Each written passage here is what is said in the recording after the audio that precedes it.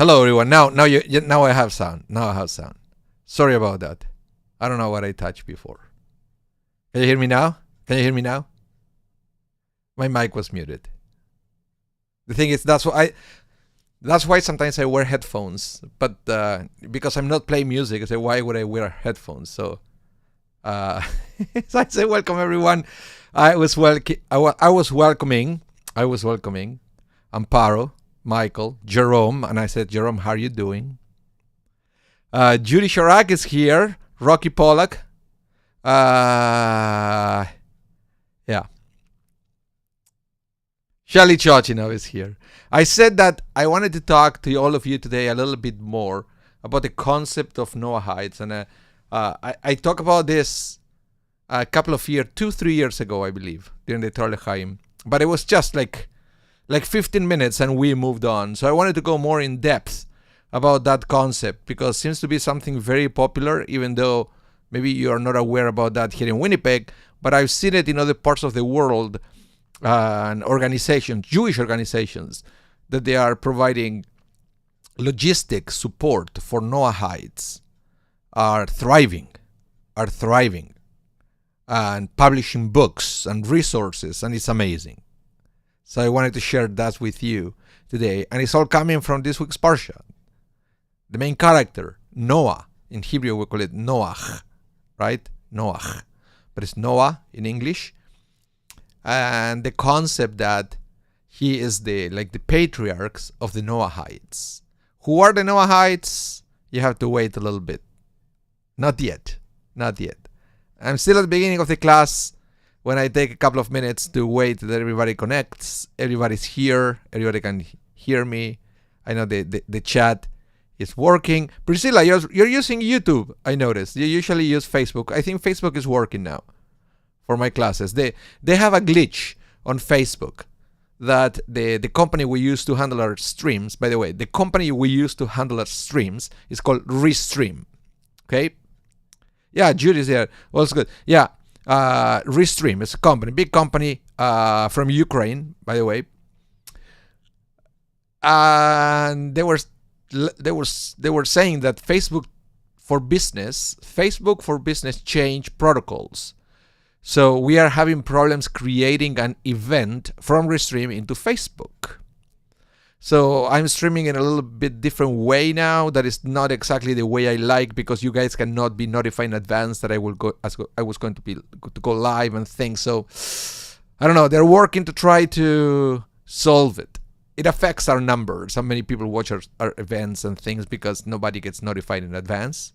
Of course, you get notified when we go live if you are subscribed, but not in advance, which is always our goal.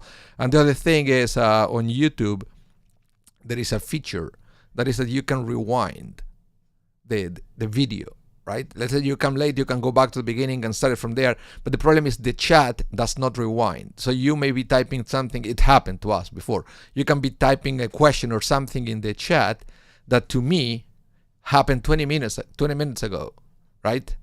And why is that? Because the chat doesn't pause. The chats continue, but the video does. When we create events, we can disable that. But now we cannot. So let's see. Anyway. Okay. Yeah.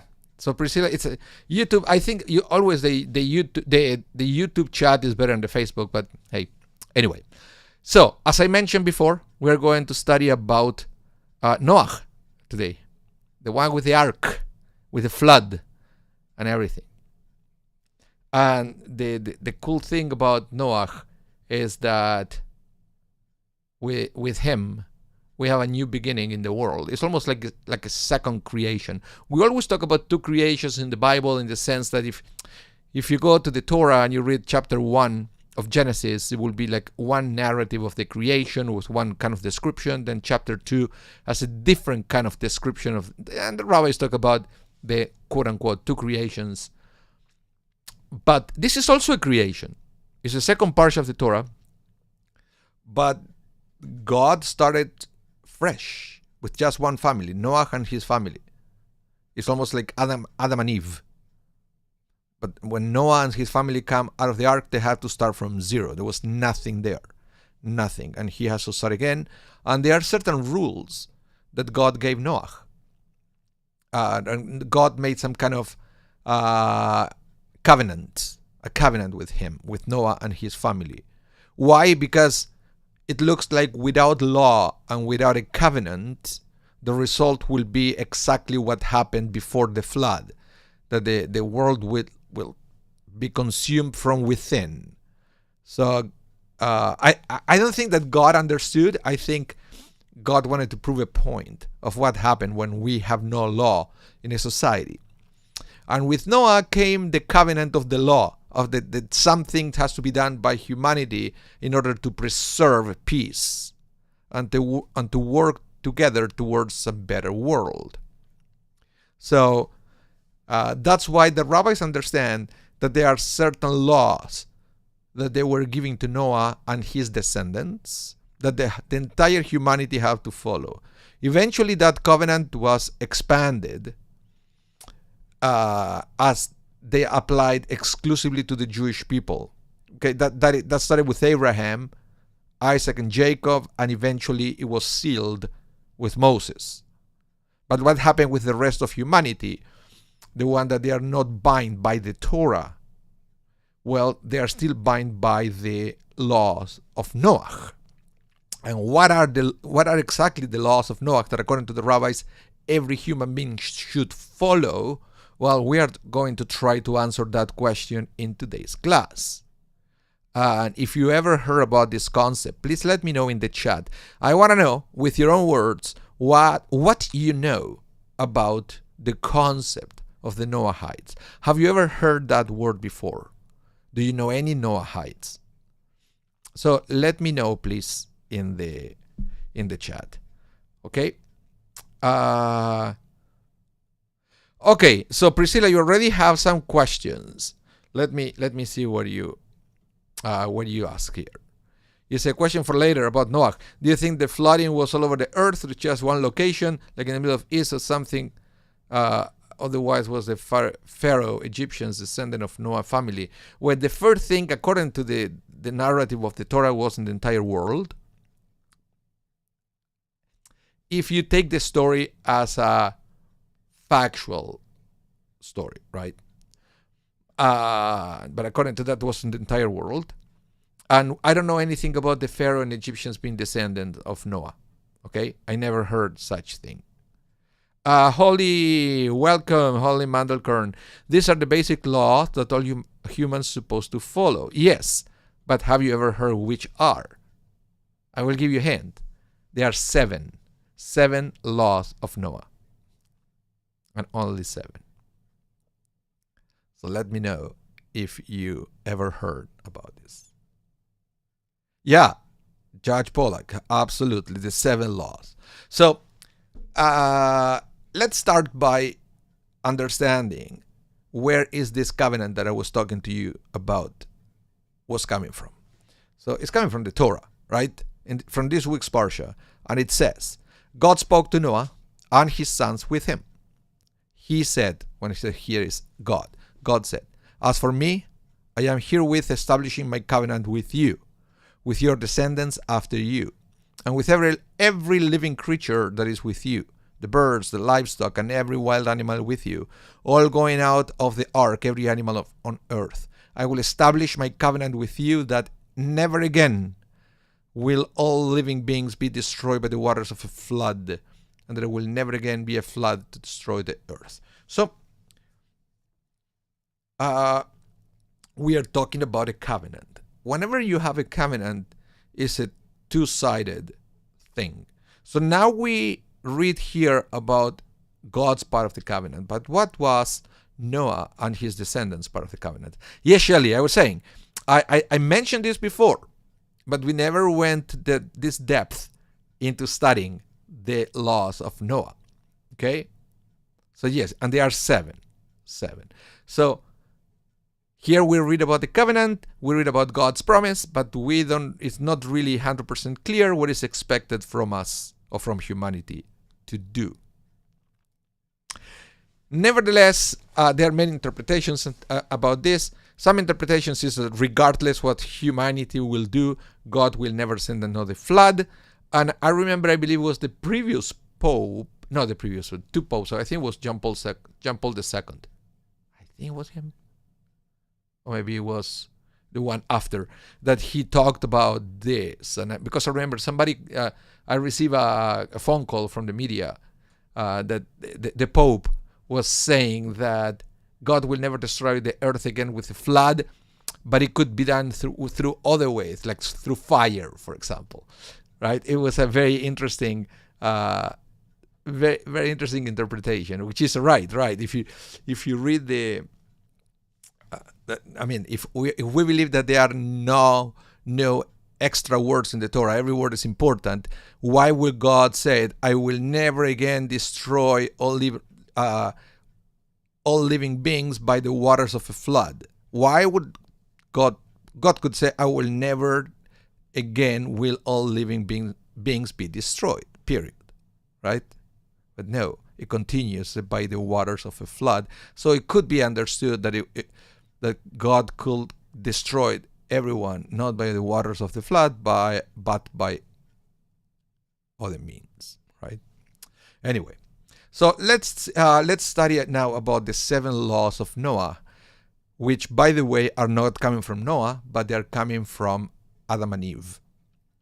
The understanding of that there are 7 laws is that the laws were there before the flood, and humanity never paid attention to this. So now God is saying to Noah, "I will make it even clearer for you. Yes, you have to do it." Because God basically is like the 7 laws were implied but never enforced. It's almost like now, when we are moving to a new phase on the pandemic, when the government says masks are recommended. We recommend it to wear it. You can wear it or not, but so what happened? Nobody wears it, right? But that was the pre-flood world, that the law was there floating around and said, humanity, the instructions are there. I'm not going to enforce it on you. Nobody did it. So now with Noah, God said, you have to do it. Now I mean, super clear, it's a commandment, okay? Humanity, it's not optional anymore, you have to do it. And that's what happened after. Hello, Randy, welcome. So the 7 laws are as follows. In Judaism, the 7 laws of Noah, or the Noahide laws, are a set of moral imperatives that, according to the Talmud, you see, this is the thing. It's not where in the Torah explicitly saying that there are 7 laws of Noah. This is a rabbinic interpretation. So this is the rabbis interpreting the Torah, understanding that there are certain things that they are universal. Okay. So let's go back. According to the Talmud, were given by God as a binding set of laws to the children of Noah, that is, all humanity.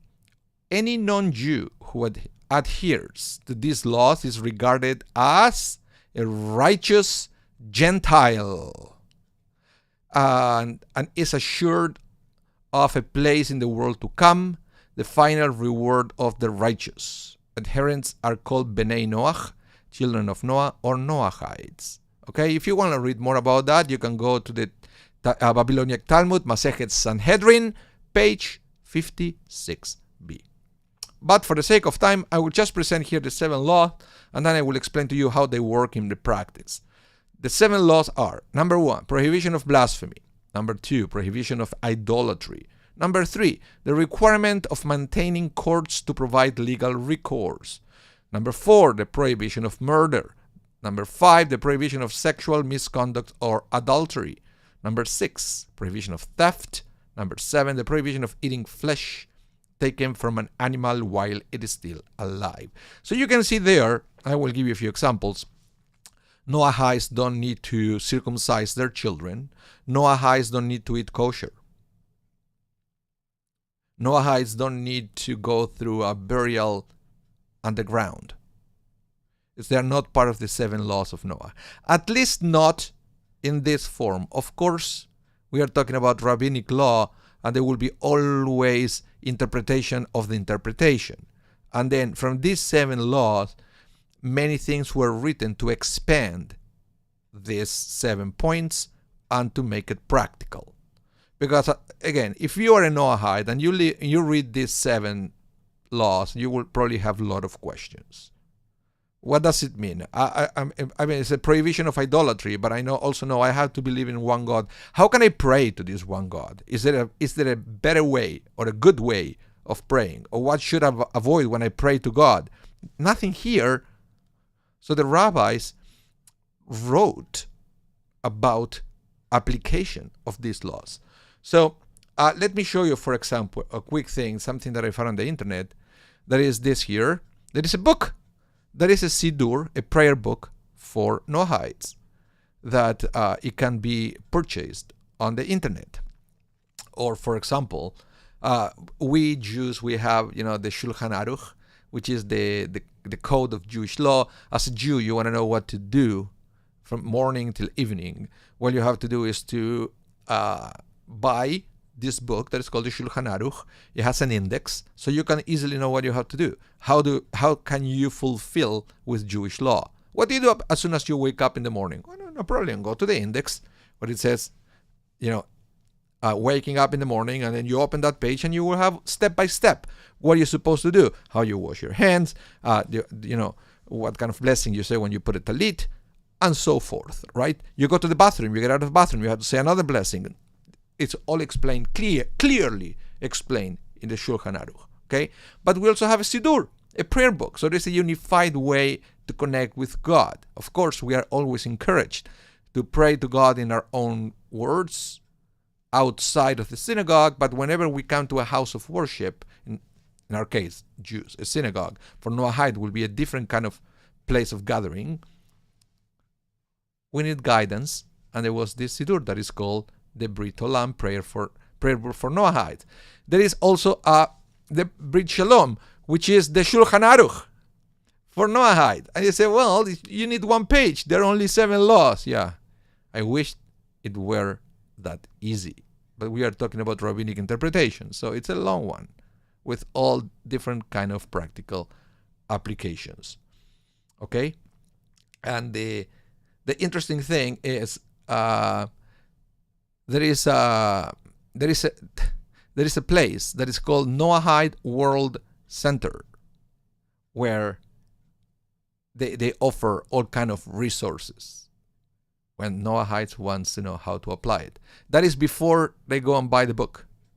It's fascinating. You can all go. I will show you the thing in a minute, but I want to show you what the website will say. And expanding a little bit on these 7 laws for you to understand how they start applying to real life. So let me share it with you. Things that the Noahide should believe or follow. Pay attention. It says, the creator of the universe singled out the uniqueness of the human species from all created beings.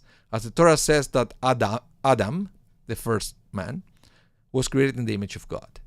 The Jewish tradition holds that the Creator had sealed a covenant with human beings, which primarily includes 7 commandments, known as the Noahide laws. Every person has an obligation to accept the binding validity of the 7 commandments that they were commanded to the children of Noah. Aside from accepting the validity of these laws, each person must actually observe them in practice. Whoever does not accept the Noahide laws and observe them referred to in rabbinic literature as a goy or foreigner. Okay? Whoever accepts and observes these laws is called a child of Noahide. Now, this is going to start getting interesting or more complex, because I will say most people will know up to this point. Okay? Well, if you accept the laws, you are a Noahide. But let's continue. Now, number 7, whoever accepts these laws before a rabbinical court of 3 rabbis is called a ger toshav, a resident alien, and is permitted to settle in the land of Israel. So, guys, this is real. So, basically, to disbelieve, and we are going to talk a little bit more about that, in disbelieve, you can actually, if you want to formalize your status as a Noahide, what do? You get 3 rabbis and you will read a declaration in front of them. I will share with you that declaration in a minute. But if you do that, you're a step above with just accepting this and practicing. You are not just a Noahide, now you're a Ger Toshav. That's your name. And again, this is for non-Jews. This is only for non-Jews. Let's continue. Number 8. Whoever accepts these laws out of recognition of the truth of the Torah of Moses as transmitted by the children of Israel is called a righteous Gentile and has a portion in the world to come with the Jewish people. So basically, this is not just about, let's say that you're a person who accepts the laws of Noah. You read a declaration in front of Beit Din, but now you also accept that it's a special category of the Torah that it was revealed to Moses that applies for the Jewish people, for the people of Israel. And it's a special thing. So now if you have also that set of beliefs, you become a righteous Gentile. Ger Tzedek, it's called in Hebrew. Now this is interesting because up to the becoming a Noahide, right? Up to there, every person belonging to a monotheistic religion is by default a Noahide. But such person will never read a declaration in front of a rabbinic tribunal, and most of those people belonging to other monotheistic religions don't believe that there is a special covenant still valid between God and the people of Israel, right? So because of that, they cannot be righteous Gentiles. Except some, I know that theologically there are some branches of Christianity that they do accept that they do believe that the covenant between God and Israel is still valid. It's very interesting. Okay, so let's continue with this. Now, number 9, whoever accepts these laws not out of believing the Torah, but as an intellectual or ethical imperative, is called a wise Gentile. Now, number 10 is going to repeat the Noahide laws. Let's read it with this language. Number 1, the prohibition of worshiping false gods, the prohibition of cursing God, the prohibition of murder, the prohibition of sexual immorality, the prohibition of robbery, the prohibition of eating limb from a living animal, and the requirement to establish a court system. Just a little bit different in the order, but you get the point. Okay. Number 11. These laws will be elaborated in details in the chapter that follows, because this is about the book that I mentioned before. Although these laws from the foundation of the Noahide Torah, many of the matters essential to a life of cleaving to the Creator are included in this Torah, such as study, prayer, charity, character improvement, and others. These too will be elaborated in details in the chapter that follow. So in other words, it's not just, that's what I was saying, not just 7 laws, but there are many more things that they will make a good Noahide. Number 13, in this framework, only laws pertinent to non-Jews have been included. Laws pertinent to Jews in their relationship with non-Jews are also not included. But there are other ways to study it. Okay? I don't know. I think it's a fascinating thing, and it exists. And this is taken from the words of Rabbi Uri Cherky, chairman of Brit Olam Noahide World Center. You have there the website in case you want to explore it. It's a fascinating thing if you want to study more about what it is. Now, the interesting thing is, all the concept of Noahide is something that is huge in the Orthodox world. In the conservative/reform world, it's not so important, because when somebody approaches the synagogue, most of the time that approach and that interesting ends in a conversion to Judaism. Now, most of the Orthodox world will discourage the conversion, and it will try to convince people who are interested in the Torah of Israel and the Jewish people to become righteous Noahides. You see, it's like it's not that if somebody comes for the conversion and say, get out of here, I don't want to see you, it's no, I have something better for you. It's a better deal. Because you can still go to the same heaven that every righteous Jew was going to go without having to accept all the 613 commandments. You have to accept only 7. You don't have to do circumcision, eating kosher. You can eat pork if you want. It's all good. Right? I can give you a better deal. You don't have to be a Jew, and you can still satisfy your spiritual desire. It's so, but we in the liberal world don't go that way. We accept people who come into a conversion to Judaism, which is discouraged most of the time from many Orthodox branches. Shelley Church, competition for the souls. Yeah, I don't know how to call it, but it's a reality. So I will show you here a little bit of these approval letters by rabbis are all some of the rabbis actually that endorse the book that I showed you before, the Brit Shalom book. Okay, so yeah, this was written by Rabbi Uri Cherky, but they are endorsed by all these rabbis. That they are big name rabbis, by the way, big name rabbis.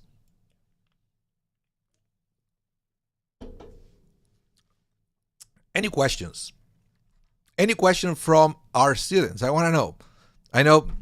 Last one was Shelley. It's a competition for the souls. But I want to know other questions. I'm pretty sure you do have questions or comments.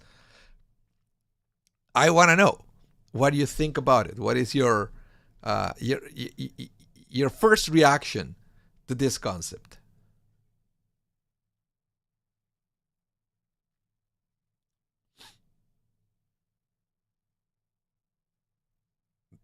Nope. Okay. As soon as you have something, type it there. I will read it. Now, remember that I told you at the beginning that even though we call it Noahide laws, everything is coming from Adam and Eve. It's coming from a law that it was given pre-flood. Well, that is rabbinic interpretation. The interesting thing is, Rocky Paul said, hardly sounds welcoming. Well, it's interesting because it looks like people who really embrace the concept of Noahide, they're very welcoming. And I guess they are good into convincing people to go this way instead of pursuing a conversion to Judaism. I guess at the end of the day, somebody really, really, really wants to convert to Judaism, they will have no other option than to say yes. But they are always trying to offer this as an alternative to avoid conversion. But going back to this, back to Genesis, remember I told you that this is coming from before Noah, from Adam and Eve. And I said, okay. So it's probably very clear in the Torah that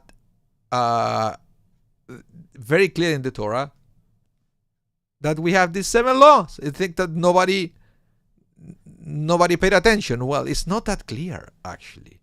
I will read it for you in a minute. It's everything coming from 2 verses in chapter 2 of Genesis. And if you read those 2 verses, nowhere it says that they are laws. But according to oral law and rabbinic tradition, they are. You will be surprised how the whole concept of Noahide comes from that. You have to wait a minute about that. Holy Mandelkorn, you say, can Christians be considered to worship one God? Interesting question. And it depends who you ask. There was a time where rabbis will give you an absolute no. Christians are not Noahide. But that concept comes from times where there was a very bad relationship between Christianity and Judaism, right?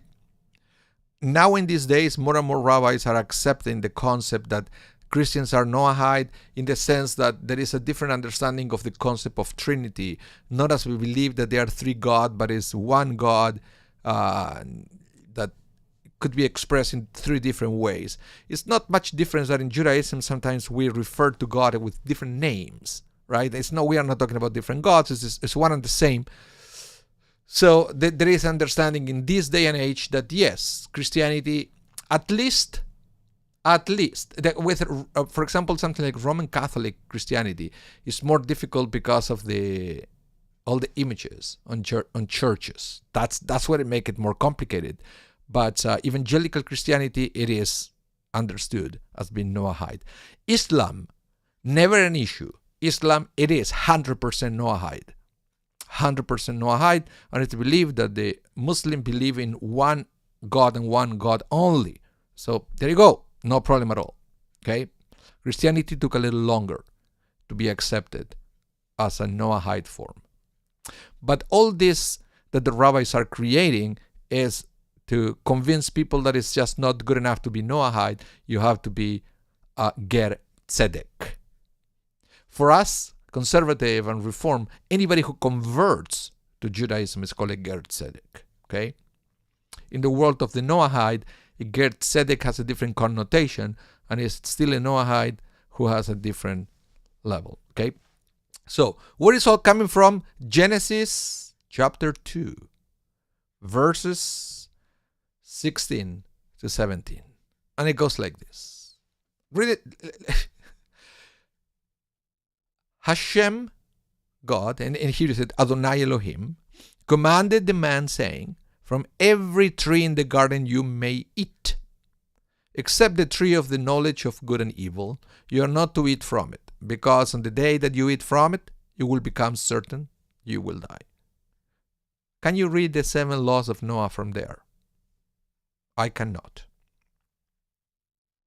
Right? If you read this without any kind of oral law knowledge or background, you cannot see there the 7 laws of Noah. Even though the rabbi said the 7 laws of Noah are encapsulated into those verses. Can you see it? Probably not. Probably not. All we see there is one single mitzvah, one single commandment. That is, from every tree in the garden you may eat, except for that one. Okay? Very interesting that the first law that humanity broke was a law of kashrut. Hey, this you can eat, this you cannot eat. Okay, let's eat what I cannot eat. That was the very first law given to humanity was dietary law. And it was broken like within a day. Very interesting. Maybe that's why we struggle so much with kashrut. Now, back to Genesis 2. Okay? How in this world the rabbis understand from here the 7 laws of Noah? Let's see. Back to the Talmud. Rabbi Yochanan explains. Hashem, okay, so basically, you see that I highlighted every word here. So the next page, you will see that Rabbi Yochanan is explaining the meaning of each one of these sentences, okay? And how, for him, I guess, it was so clear that this represents the 7 laws of Noah. Let's see. Rabbi Yochanan explains, Hashem implies the prohibition of blasphemy. Oh, okay. As it says in Leviticus 24:16, he who blasphemes the name of Hashem shall die. Okay? God is a reference to idolatry, for it says in Exodus 23, you shall have no other God before me. Commanded is a reference to laws of justice. For it says in Genesis 18:19, for I have known him, so he will command his children after him to keep the way of the Lord and righteousness and justice.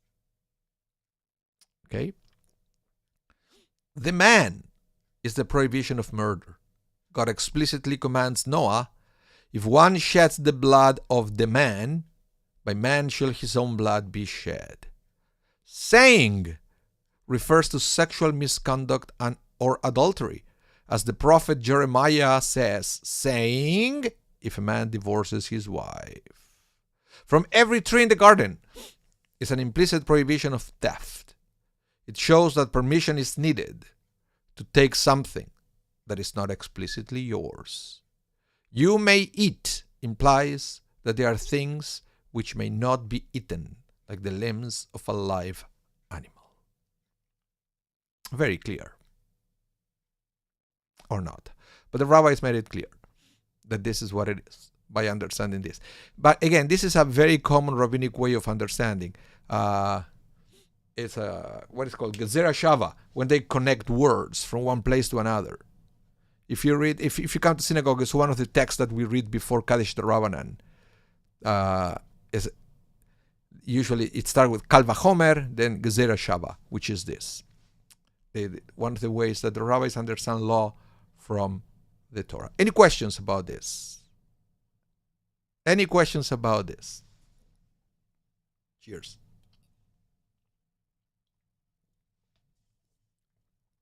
It's delicious.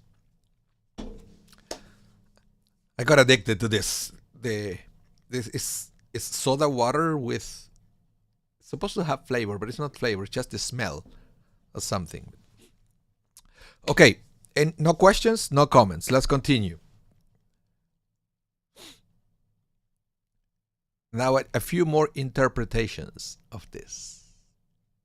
It becomes apparent that a comparison between just 7 Noahide laws and 613 mitzvot cannot be invoked as a supposed indication of the relative limitedness of the Noahide system.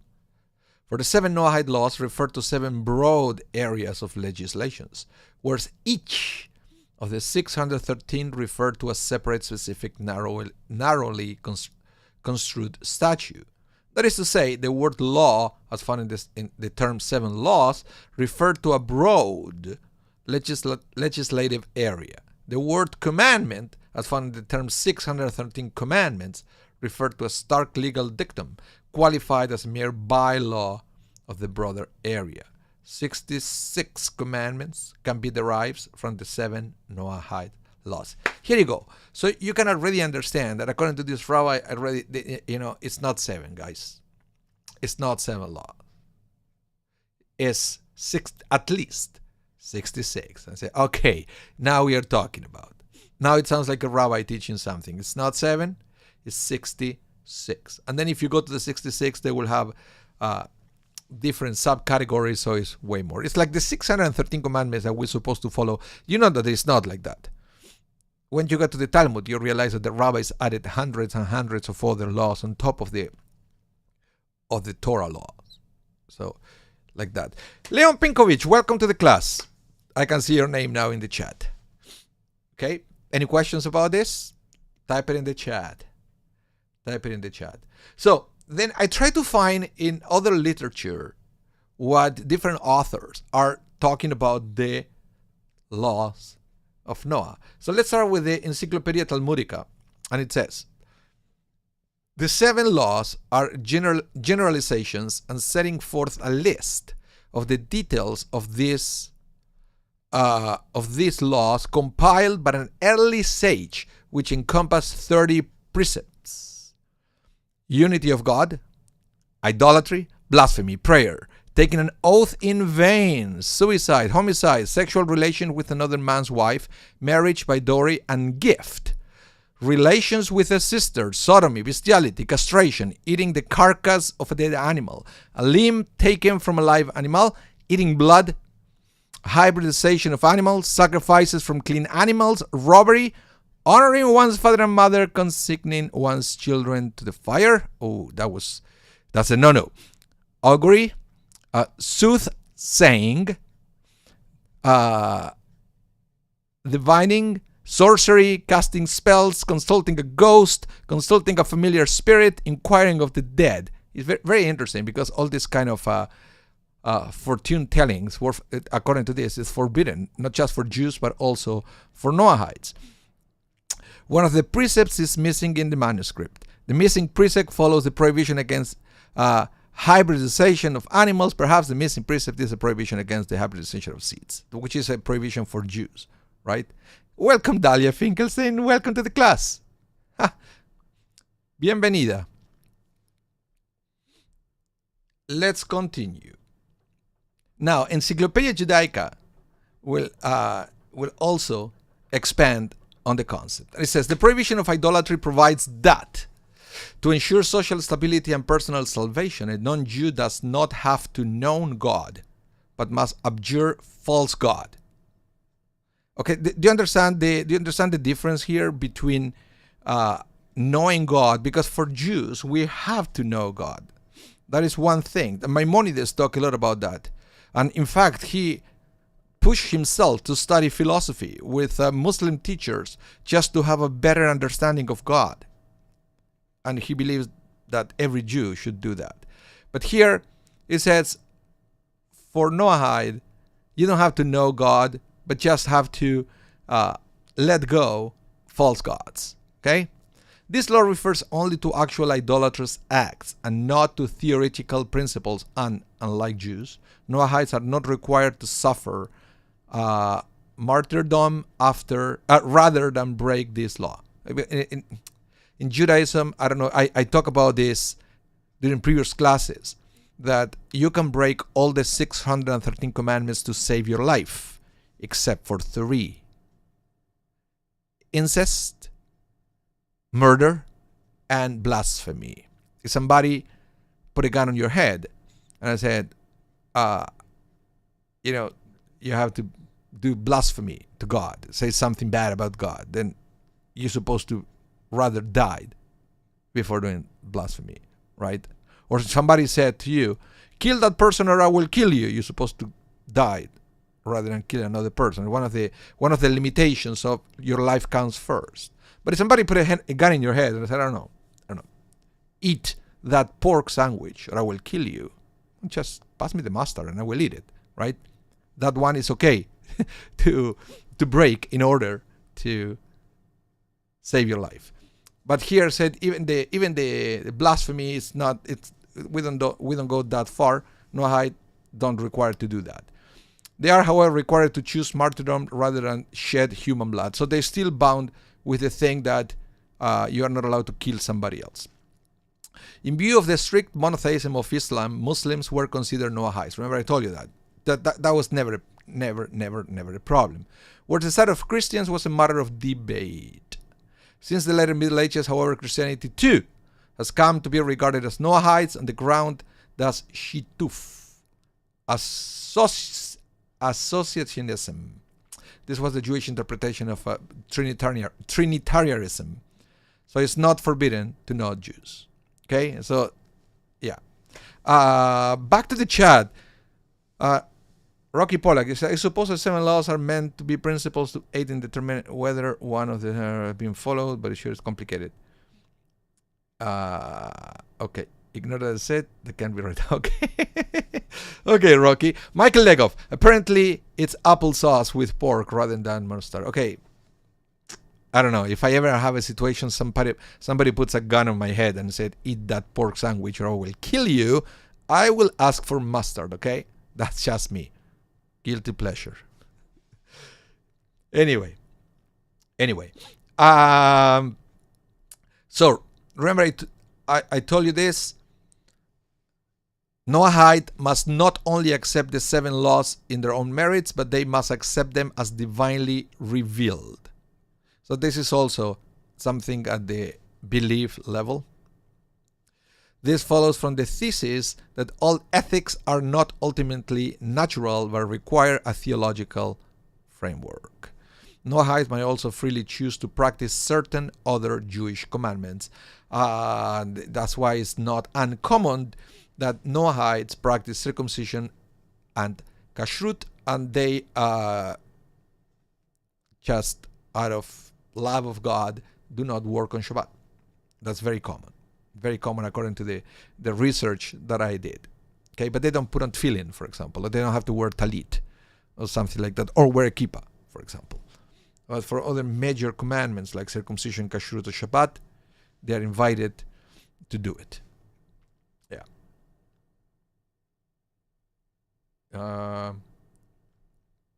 Now, remember I told you that there is this declaration that if somebody wants to become a Noahide, have to do in front of a rabbinic tribunal. How is that? Okay, I want to show you. This is what they read. It's fascinating. The prayer book mentioned killing of Randy. What you said, Randy? Let me read it here. It said the prayer book mentions killing of the Egyptians as well as God's promises to aid the Jews in battle.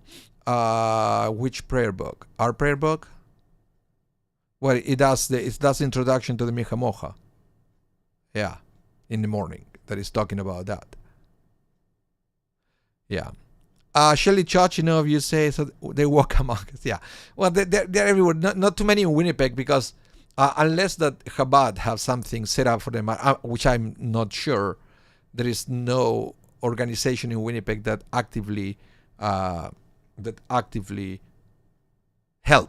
Noahites to become independent communities, which are other places in the United States or in Israel, that they help Noahide to get together, to marry each other, and to create Noahide congregations. It's a thing.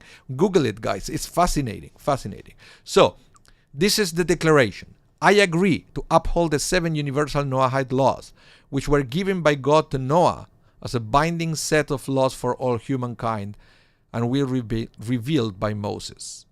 Detailed and observance of these laws have preserved, clarified, and expounded upon by the sages of Israel from generation to generation.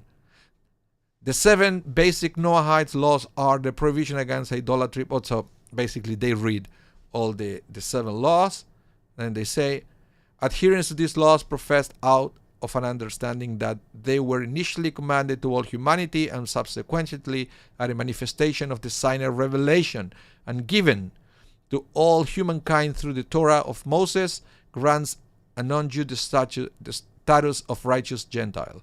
I pledge my allegiance to Hashem, God of Israel, Creator and King of the universe, and His Torah.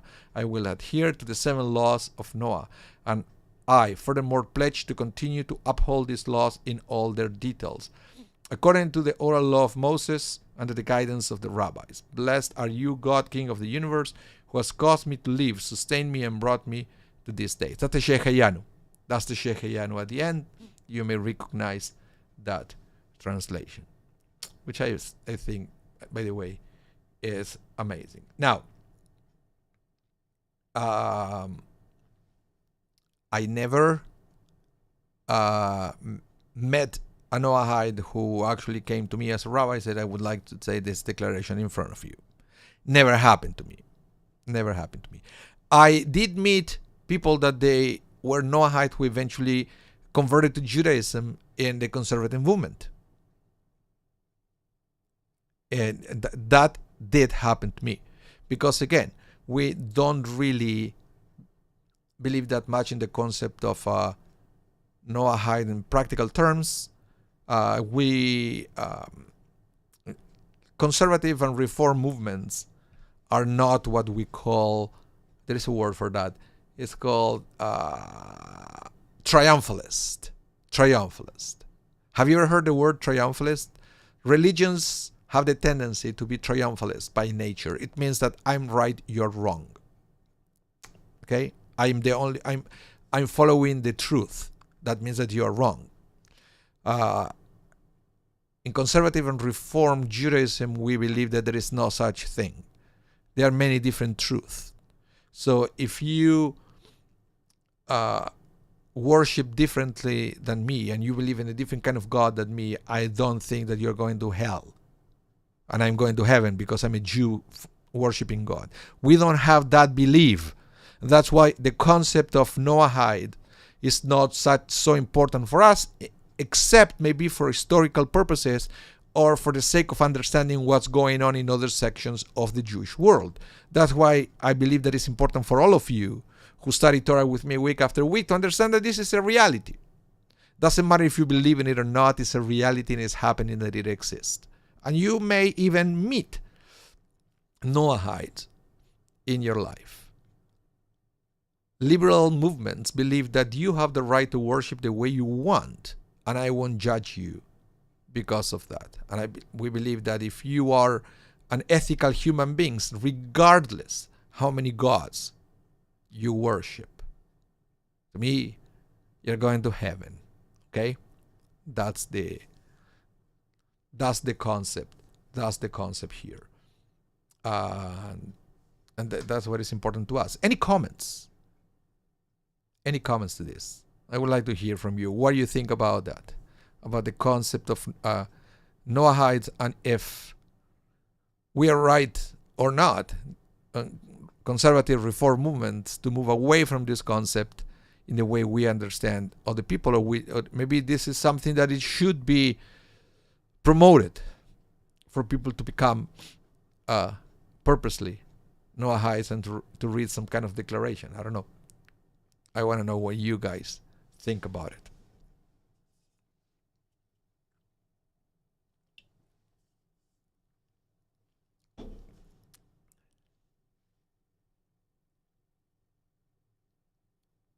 No? Okay. Okay.